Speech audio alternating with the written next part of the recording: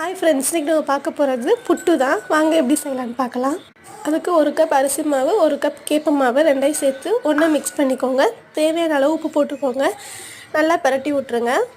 இப்போ stove on பண்ணிவிட்டு கொஞ்சம் தண்ணியை நல்லா இந்த மாதிரி வார்ம் வாட்டர் நல்லா பபிள்ஸ் வர அளவுக்கு சூடு பண்ணிக்கோங்க. இப்போ இந்த தண்ணி இந்த மாவில் கொஞ்சம் கொஞ்சமாக சேர்த்து நல்லா பிசைங்க. இப்போ மறுபடியும் கொஞ்சம் தண்ணி ஊற்றி நல்லா பிசைஞ்சுக்கோங்க. கட்டி இருக்கக்கூடாது. நல்லா பிசைங்க மாவை. இப்போ இந்த ஸ்டேஜில் இருக்கணும். இந்த ஸ்டேஜ் வந்தது. இப்போ ஸ்டவ் ஆன் பண்ணிவிட்டு ஒரு இட்லி பாத்திரத்தை எடுத்து வச்சுருங்க. நல்லா ஆவி வந்ததுக்கப்புறம் அது மேலே நம்ம ரெடி பண்ணி வச்சுருக்க இந்த கலவையை சேர்த்து வச்சுருங்க.